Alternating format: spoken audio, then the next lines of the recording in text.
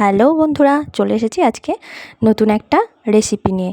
তো তোমাদের সাথে আজকে শেয়ার করতে চলেছি মাটনের একটা রেসিপি, যেটা তোমরা রান্না করে দেখবে যে এটা এইভাবে যদি তোমরা রান্না করে দেখো, তো এটা টোটালি একদম অন্যরকম একটা, যে অনুষ্ঠান বাড়ির মতো যে রান্না সেই রকম হয়ে থাকে। তো অবশ্যই তোমরা এটা ট্রাই করো। তো দেখো, প্রথমে আমি এখানে মাটনগুলো নিয়ে সেটাকে ভালোভাবে সেদ্ধ করে নিয়েছি। দেন এরপরে আমি এর মধ্যে বেশ বড় বড় সাইজ করে কিছুটা আলু কেটে নিয়ে সেগুলোকে ডুবন্ত তেলে একদম ডিপ ফ্রাই যেটাকে বলে সেটা করে নেব। রাখছি রসুন, আদা আর একটা বড় মাপের পেঁয়াজ। আর এখানে আমি ভাজার জন্য পেঁয়াজ নিয়েছি একটা বড় মাপের টমেটো।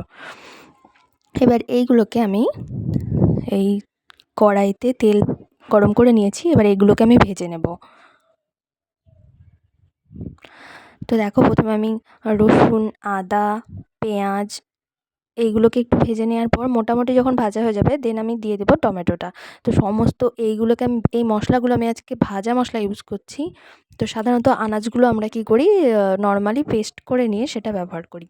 আর আজকের রান্নাতে আমি এইগুলোকে ভেজে নিয়ে জাস্ট এগুলো একটা পেস্ট করে এই মশলাটা ইউজ করব। অন্য বেশি মশলা খাওয়ার দরকার নেই। তোমরা জাস্ট এইটাকেই ভেজে নিয়ে মশলা করে রান্না করে দেখো, জাস্ট আমেজিং লাগে। খাওয়ার মানে টেস্টটা একদম ডবল বেড়ে যায়। একদম বিয়েবাড়ির স্পেশাল যে রান্না, যে একদম রিচ করে রান্না করে, সেই এই রান্নার মধ্যে রিচ ব্যাপারটা আসবেই না। কিন্তু তোমরা একটা স্বাদ পাবে যেটা বিয়েবাড়ির স্বাদ। তো তোমরা এইভাবে রান্না করে অবশ্যই একদিন দেখো, অবশ্যই ভালো লাগবে। তো দেখো, এখানটা আমার ভাজাটা কমপ্লিট হয়ে গেছে। এবার এইগুলোকে আমি নিয়ে একটা মিক্সচার গ্রাইন্ডারে জাস্ট পিষে নেবো। আর দেখো, আলুগুলো আমি ঢাকা দিয়ে ডিপ ফ্রাই করে নিয়েছি। ঢাকা দিয়ে হাফ ডান এখানে হয়ে আছে, সেদ্ধ হয়ে আছে মোটামুটি। এবারে আমি এই মশলাটা করে নেবো। সাথে দিয়ে দিচ্ছি বেশ কিছুটা গরম মশলা, লবঙ্গ, লং, দারচিনি আর এলাচ। দেন এটা পিষে নিচ্ছি, একদম স্মুথ একটা পেস্ট করে নেবে। এর মধ্যে অল টোটাল সবই আছে, এক্সট্রা করে দেওয়ার কিছু নেই। জাস্ট আমি এখানে মিট মশলা আলাদা করে একটু ইউজ করবো, আর কিছু না। এখানে দেখো, ফোড়নের জন্য আমি গোটা গরম মশলা রেখেছি জিরে, 2টো তেজপাতা, 2টো শুকনো লঙ্কা। আর এই যে আলু ভাজা তেলটা, এটা আমি সর্ষের তেলে রান্না করছি। তো সর্ষের তেলের এই আলু ভাজা তেলটার মধ্যে আমি সমস্ত ফোড়নের যে সমস্ত ছিল সেগুলো দিয়ে দিলাম 4টে মতো পেঁয়াজ, মোটামুটি সাইজের 4টে মতো পেঁয়াজ। এখানে আমার মাংসটা আছে 1 কিলো 250 মতো। তো তোমরা পরিমাণ আন্দাজে সমস্ত কিছু ইউজ করো। দেখো, মোটামুটি ভাজা করে নিচ্ছি। একদম লাল লাল করবার দরকার নেই, মোটামুটি একটু ভাজা করে নিলে হবে। হাফ হাফ ভাজা করে দেখো এরকম ভাজা, একদম লাল আমি ভাজা করিনি, মোটামুটি ভাজা করে নিয়েছি। এবার আমি ওই পিষে রাখা মশলাটা এর মধ্যে দিয়ে দেব।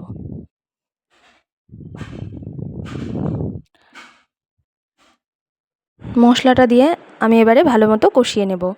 একদম দেখো, তেলটা একটু একটু তেলটা দিতে হবে, না হলে মশলা তো আমি খুবই পরিমাণে কম নিচ্ছি।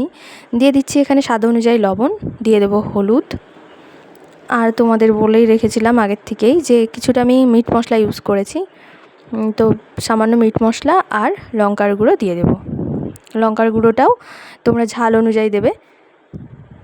দেখো, সমস্ত উপকরণগুলো একসাথে আমি মিশিয়ে নিচ্ছি বা ভালো করে বেশ কষিয়ে নেওয়ার পরে অ্যাড করে দিতে হবে সেদ্ধ করা মাটনটা আর আলুগুলো হাফ ডান করাই আছে মোটামুটি।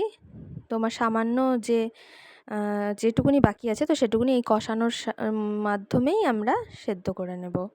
তো আলু আর মাটনগুলো একসাথে আমি দিয়ে দিলাম। এবারে ভালো মতো কষানো হয়ে গেছে, আর এগুলোকেও একটু সামান্য কষিয়ে নিতে হবে। আর বলে রাখি, যখন আমি মাটনটা সেদ্ধ করেছিলাম, তো তখনই আমি বেশ কিছুটা লবণ দিয়ে সেদ্ধ করেছিলাম, যে কারণে মাটনের মধ্যে লবণটা প্রবেশ করেছে। আর যে বাকিটুকুনি, যেটা তোমাদের গ্রেভিতে বলো বা মানে ঝোল যদি করো তো ঝোলেও, সেটার জন্য এক্সট্রা করে আলাদা আন্দাজ অনুযায়ী দিতে হবে। আর ওই জলটাই আমি ইউজ করব। তো যে কারণে সেই আন্দাজ বুঝেই দিতে হবে লবণটা, না তো অনেক সময় কী হয়, বেশি হয়ে যায় পরিমাণে। তো আগে যেহেতু লবণটা দেওয়া আছে জলটার মধ্যে, সেদ্ধ করা জলটা, যে স্টুপ বলে যেটা, তো সেটা সেই জলটা হচ্ছে লবণ আছে, তো সেই কারণে হালকা পরিমাণ দিতে হবে। দেখো, এখানটায় মোটামুটি তেল ছেড়ে এসেছে দেখো। তো এবারে জলটা আমি দিয়ে দেবো, সে সেদ্ধ করা জলটা। এই যে জলটা রয়েছে এটা দিয়ে দিলাম। তো এতে করে কি হবে, কোনো অংশটাই বাদ যাচ্ছে না।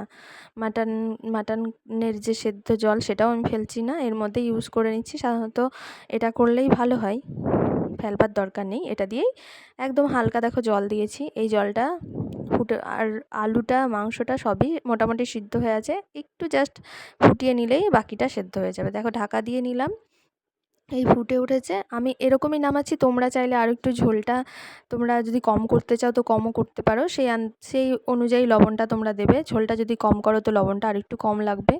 তো দেখো এরকম আমি ঝোল ঝোল রান্নাটা করেছি। তো ভালো লাগলে তোমরা অবশ্যই এটা বাড়িতে একবার ট্রাই করে দেখো, আর কেমন হয়েছিল অবশ্যই কমেন্ট করে জানিও। তোমাদের যদি দেওয়ার মতো পরিস্থিতি থাকতো তো তোমাদের এখান থেকে টেস্ট করিয়ে দেওয়া যেত, বাট এটা তো সম্ভব না, তাই তোমাদেরকেই এটা রান্নাটা করে নিজেদের দেখতে হবে। তো জানিও কেমন হয়েছিল, একটু অন্য রকমের রান্না। ভালো লাগলে লাইক, শেয়ার, সাবস্ক্রাইব।